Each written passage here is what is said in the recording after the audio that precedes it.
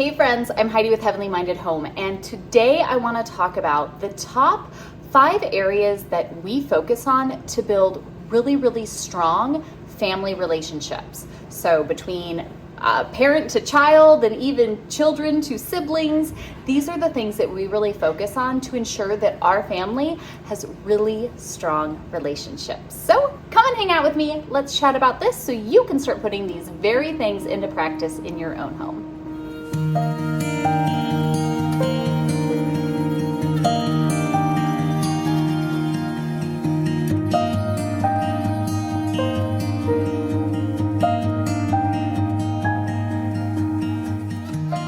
Hey friends, I'm so glad you guys are here to hang out with me today. I pray you all are having a wonderful week. Now, you know in these videos that we put out each and every day, yes, I'm serious, every day, so turn on the little bell notifications so you get them as they come out. I love sharing about all the homey things. Homemaking, homeschooling, home discipleship, homesteading, all of it, that is our jam, and that's what we put out here on Heavenly Minded Home, doing everything looking forward to our eternity with the Lord. And I think a huge component about that really comes down to our family relationships. And this was something I mentioned in a video, I think last week or the week before, talking about some just different, family homeschooling type things. And somebody said, well, how exactly do you do that, right? How do you have these great family relationships? And so let's go ahead and kind of break that down here today. Now, this is an area that has been a huge focus for our family since the beginning. This was something that honestly my husband was always a huge stickler on, and I will be honest and say I didn't completely understand it back in the day. We've been married for 19 and a half, almost, well, I guess a little over 19 years now. We've been together, gosh, what year are we in, for like 21 years? It's been a really long time, okay? We've been together forever. And I didn't always understand it. And it's now one of the biggest things that I thank the Lord for, because I'm so glad that he had this insight, and I'm so glad that these were things that we always did apply. I think that the home is under attack today. Satan does not want to see strong, biblically solid, Christ-loving, just wonderfully deep homes. And I think if all of us are honest, we have come into contact with some sort of broken home situation in some way. Whether you came from a broken home, I know I did, whether you currently are in a broken home, you're experiencing something, whatever the connection may be, we've all seen it, and we've all seen the damage that's done. We see that time and time again, the greatest influence on our children and even ourselves, if we're being honest, is an outside influence, right? This is huge, and it is detrimental. This is not what we want to see for ourselves or our children. And there's so many layers of this to unpack, but I think a lot of it really does come in this refining process of building up our family relationships, our inner relationships. And this is so huge. I know I hear from so many people and they go, I would love to homeschool, or maybe we've started homeschooling, but my kids just fight and bicker all the time. And oh my gosh, it's awful. I could never imagine doing that. If I had to have my kids in with each other all day, they would just drive me crazy. I see these things all the time. The way siblings treat one another, attitudes, problems, things that go on. And then a lot of it comes down to, especially the older kids, they just want to be out with their friends. They want to be off doing the things that they want to go do, and they don't want to spend their time with their siblings, let alone their parents. And that breaks my heart. I find that just absolutely heartbreaking. It makes me so sad. And so I think really looking at this, kind of holding up those mirrors to ourselves and going, okay, how are we doing in this area? How are we going about this? Are our children struggling? Are we maybe causing part of the problem here? These are these different areas that we can really go into. And now this, of course, isn't going to be the most exhaustive list in the whole wide world. These are the top things that over thought and prayer have really stood out to me the most for our family. So of course, feel free to leave your comments down below of things that help your family, maybe things you're struggling with, anything of the like. I love when you guys, so many of you kind of comment as you go, and then it's like we get to kind of like chit chat and catch up together. So feel free to blow up the comments. It is no problem. And I will also say that in speaking of this, well, these are the things that we prioritize and the things that we do for our family and have done for the past 20 years. It doesn't mean that we're perfect. And it doesn't mean that we don't ever have sibling squabbles and sibling attitudes and parent-child attitudes and things like that. We're all sinful human beings needing God's grace and forgiveness. And so we don't get it perfect 150% of the time. But this is what we redirect back to. Even when we have struggles, even when we have maybe 3 girls and 2 of which are going through hormonal changes and it's just like fuel to the fire, these are the areas that we refocus on, okay? So that's my little preface here. Let's dive into these top 5 tips to help you improve your in-home family relationships starting today. Number 1, I know this seems so simple, but seriously, it has to be said. If you want the inner relationships of your home to be better, to be wonderful, to be strong, you have to prioritize them. You have to realize that these are the most important relationships that you are cultivating. If there's no priority set, it's going to be really difficult to start making changes. You have to, I feel like it's that mental shift first and foremost of the most important relationships that I am going to cultivate are the ones inside my home. First with my husband, then with my children. That has to come from you.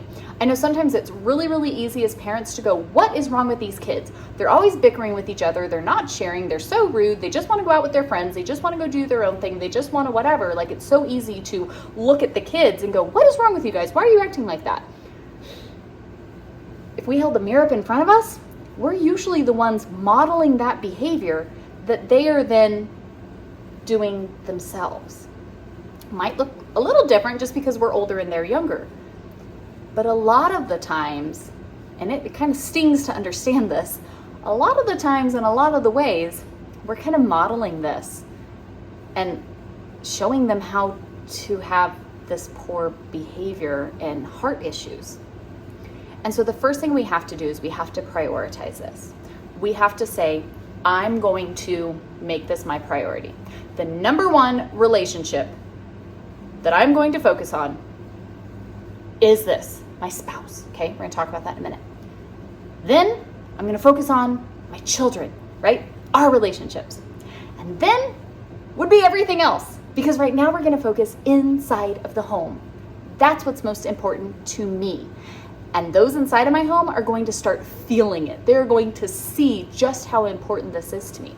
If you just want to go into this thinking that you're going to say, kids, I got this really cool super nanny sheet and this is what we're going to do and this is going to make you all get along together, but yet you never prioritize these relationships, it's not going to work. It always starts with you before you can go and be expecting changes out of someone else, okay? So I understand depending on how old your kids are, how, involved in other things and whatnot that you might be dealing with, this can be a bit of a struggle. It can feel like an uphill battle. And remember, Satan doesn't want to see your home growing closer and doing all of this. So you're going to be hit with spiritual warfare. But you just remember that, no, this is the home is so special to God. And you want to see real change in the world, you want to see real things different, you want to see, a real revival, it starts in the home. And it starts in our marriages and our parenting and these soldiers for Christ that we're training up in what their lives will look like as we all live heavenly minded. And so you have to make this shift in priority. And then your family will be making this shift in priority. But if you're never starting to prioritize it, you're not going to be able to get the family to be prioritizing it, okay? So you've got to set those priorities, but you literally have to be setting these priorities. First in your thoughts, then in your deeds. The second thing, now that we've truly gotten our heads screwed on right, the second thing that we need to do here is make all, and I mean all, out of the home relationships truly second tier. This includes family, this includes friends, this includes school, this includes church, this includes hobbies, sports, whatever you want to list here. Any relationship that is not mom, dad, siblings needs to truly become second tier. Priorities up here, everybody else is second tier. Now, am I saying that relationship with family, friends, church, am I saying that those are bad and not important? Absolutely not. So the person who's leaving me that comment, please stop typing right now. Now, my children have some amazing relationships. Their relationship with grandparents, with uncles, with other friends, people from co-op, people in church, I mean, in many different places. Of course they do. And that's wonderful. That's great in its proper setting. But the problem is so often today, if not nearly every single time often, outside relationships take top priority. And in our home, something that we have always been, this is where I credit my husband, very, very strict about, is if inner home relationships aren't flourishing, I mean just thriving, outside relationships don't make the cut. They don't happen. Because we're not going to go pour into all of these out-of-home relationships when our in-home most important relationships that we have, where we are discipled and we grow and all of this amazing just development happens, if these aren't on point, then the last place we need to go, the last area of grass we need to be watering is the one out there, right? We got to fix this one before it all dries out and dies. And so you have to truly make those out-of-home relationships second tier. That means if we're having in-home bickering and little things going on, things aren't going so hot, no, you can't go stay the night with your nan, grandma. You can't go and do that fun thing because you can't even treat your sister correctly. Until you two, we work on these hard issues and we fix these things here, absolutely, you're not gonna go for fun sleepover at grandma's, right? No, you're not going to go play with your friends when you're dumping your little sister or brother or whatever, right? If these relationships aren't right and the way we're treating one another, how we're going about things, like if that stuff's not right, then we're not going to go focus somewhere else. We're not going to go hang out with someone if our younger siblings can't be included, right? If not everybody can be here, if the purpose of this isn't to have a wonderful time in fellowship with like-minded believers, we have to protect that. And I don't understand why that's such a revolutionary thought, but you really have to stop and think, these outside relationships, how is that influencing your child? How is that protecting them in their being discipled and truly getting this strong foundation of biblical truth and knowing what the importance of home and these relationships are, when we just, okay, we'll go have fun, go do whatever, go, well, it's okay that your friend wants to do that, or sports say this, or whatever it may be. We have to make sure that anything else outside of the home is second tier. And that goes for us. You know how I said, like, you have to set these priorities, you have to walk the walk, not just talk the talk. If you don't have your in-home relationships is your number one and everything else is second tier, your kids are going to see that. I mean, they're not dumb. They know what's up. If you are more focused on your out-of-home friendships, your, the women's group at church, the whoever at your knit night, the, ladies at here, I don't know, whatever it is, I'm trying to think of things off the top of my head because I don't know. But whatever it is, like if that's your priority and your kids know that they go on the back burner for you to go talk with your girlfriend or hang out with the neighbor or do whatever, they know that that's your priority. That is your top tier thing that you want to focus on. So if you're doing it, how can you expect them to not do it?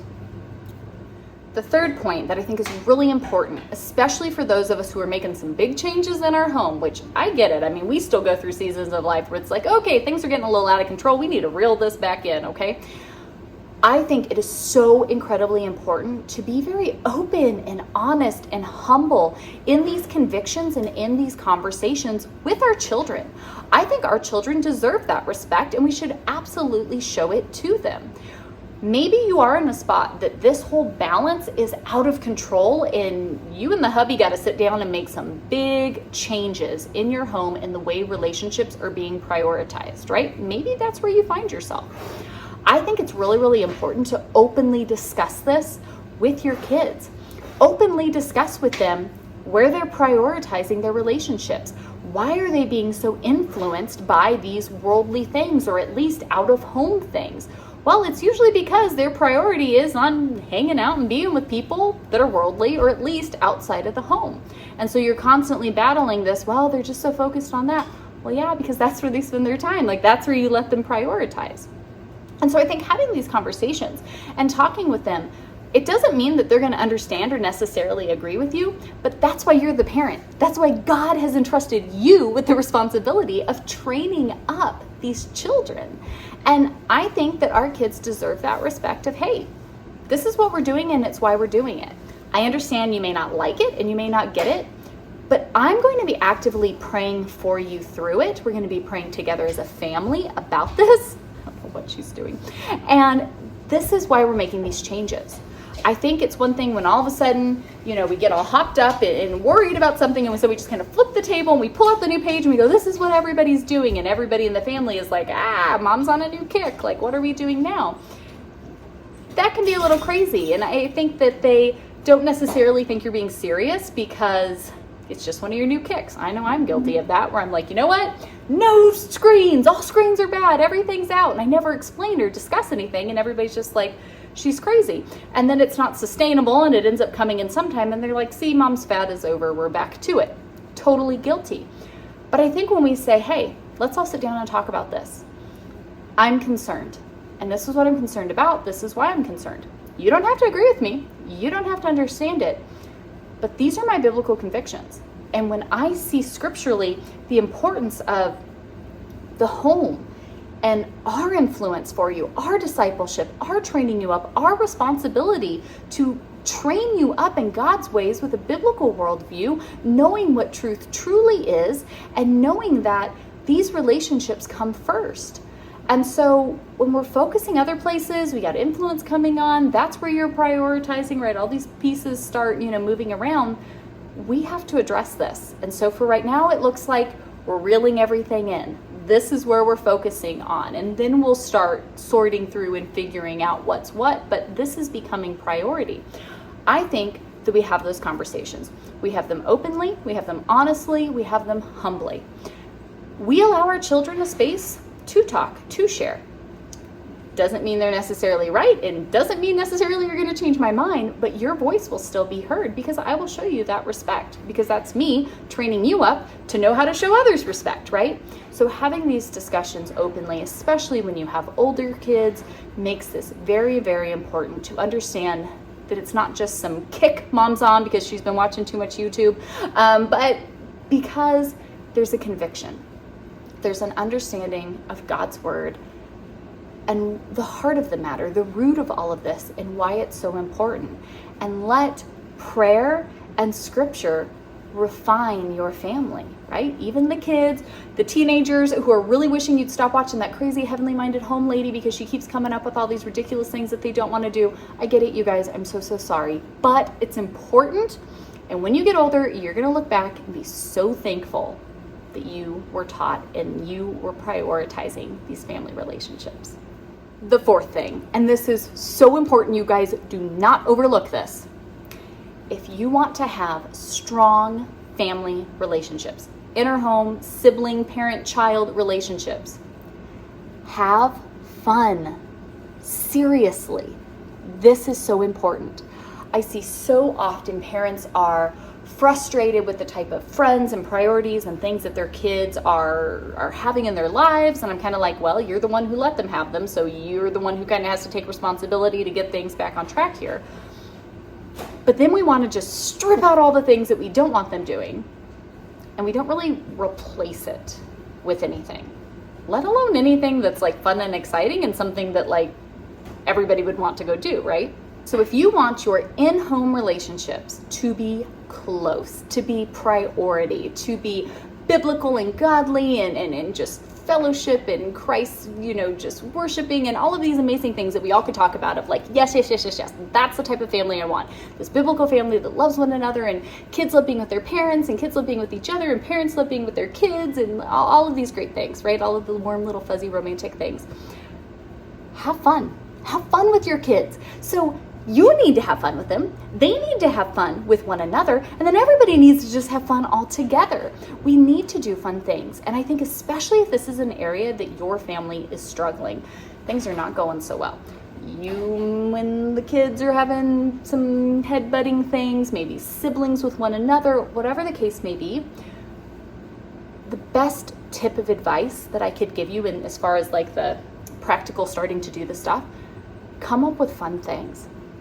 Whether that's having ice cream for dinner night, starting movie night. I love doing something like that where like we would set a theme for each day of something that this is what we're gonna focus on. That seemed a lot less overwhelming to me because I wasn't trying to like make all these things happen.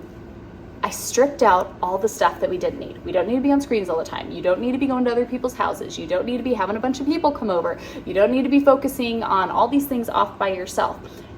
We set the rule quite frequently. Whenever we're having issues, we set this rule of anything that's done must be done together. Nobody does things off on their own. We do things together. If we have struggles, this is just something our family does and it works wonders.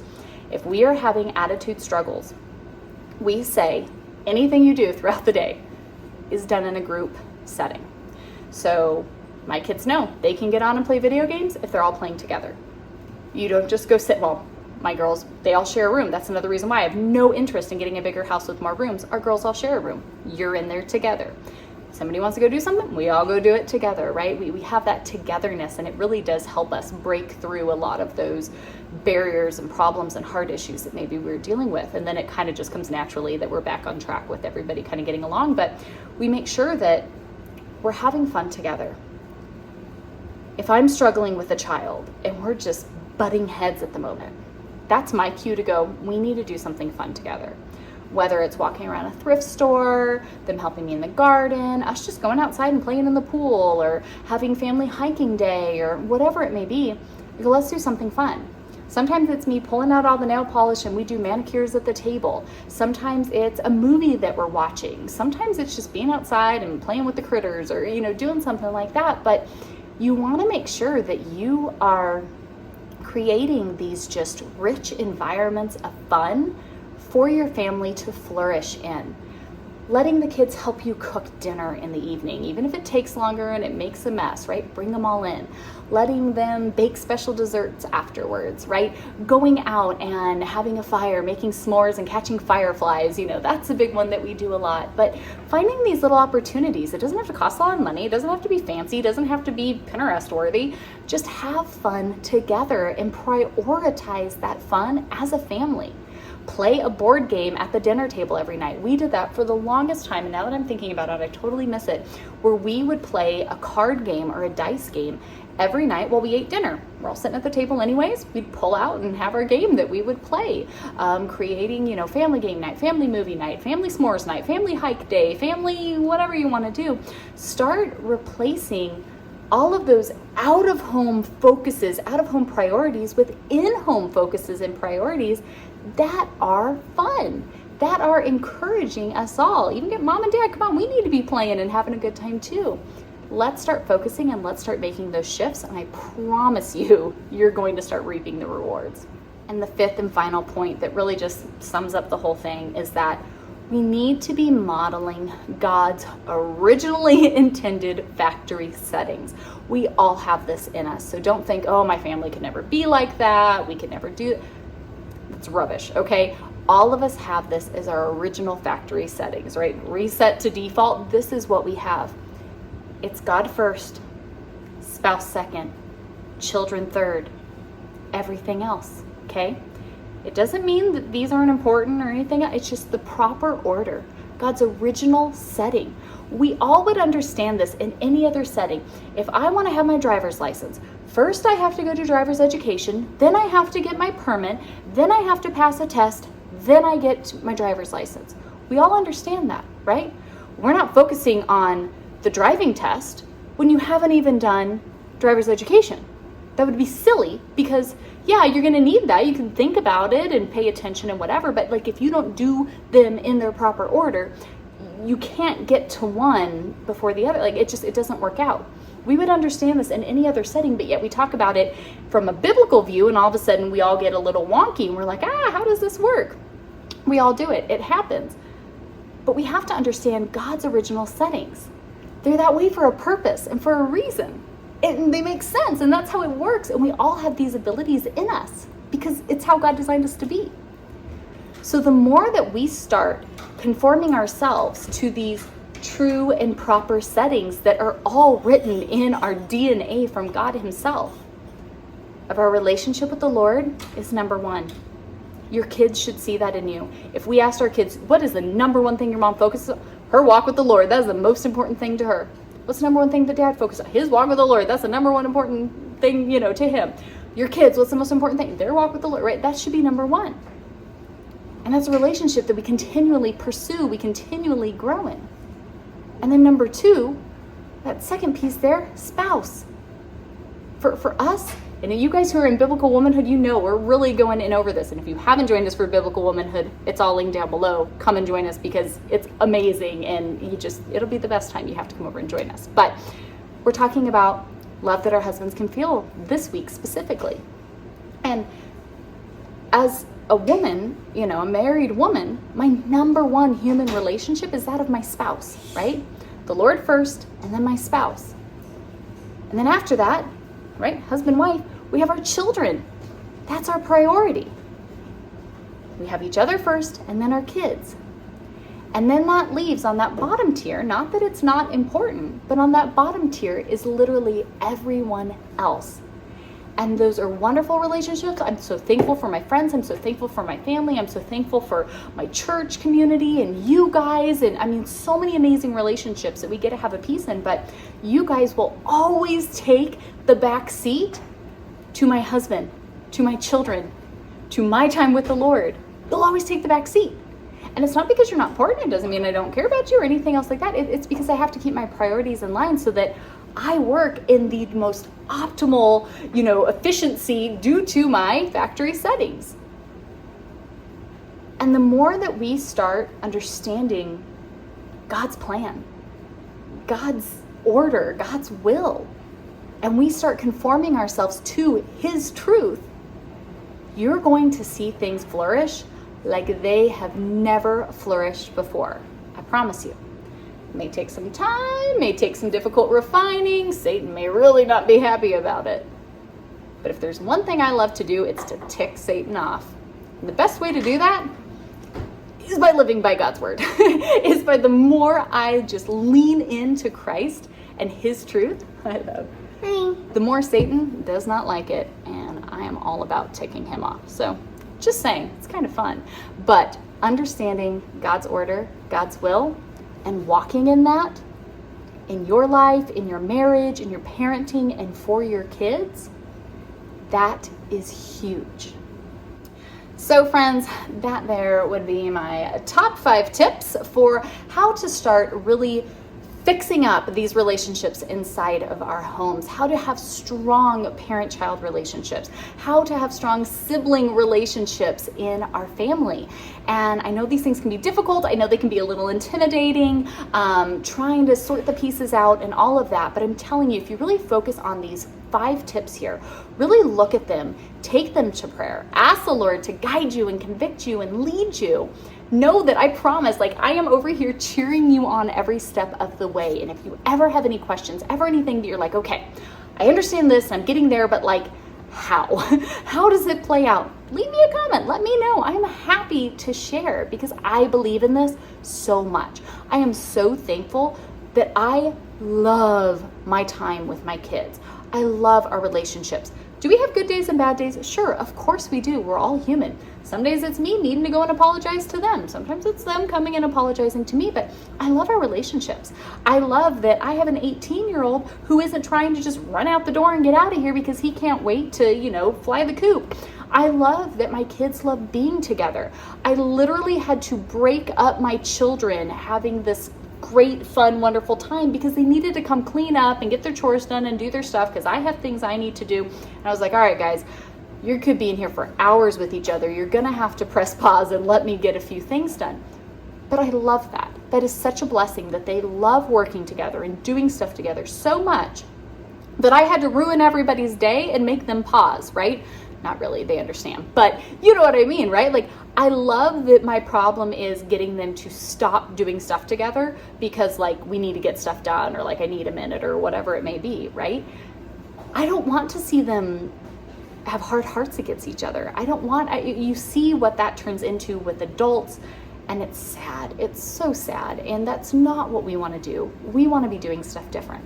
Doesn't mean we're perfect. It doesn't mean it's always sunshine and rainbows in here, but this is what we focus on, and this is what we do. And I promise you, you start implementing these things, you're going to the Lord, you're putting them into practice, you're doing all of this, you will start seeing an improvement, and it is a beautiful, wonderful thing. So hopefully these things were helpful for you guys. I cannot wait to read your comments and see what you guys are saying. If you have any follow-ups, of course, just ask. Happy to answer. Praying this can truly be a blessing to you in your home. If you guys want a little something else to watch, you know it, that video up there, probably gonna be your best bet. Otherwise, I will see you right back here tomorrow for even more videos. And of course, in the collective or with our free biblical womanhood study that we have going on, all the links are down below, so you guys can go check those out. See you then, friends. Bye.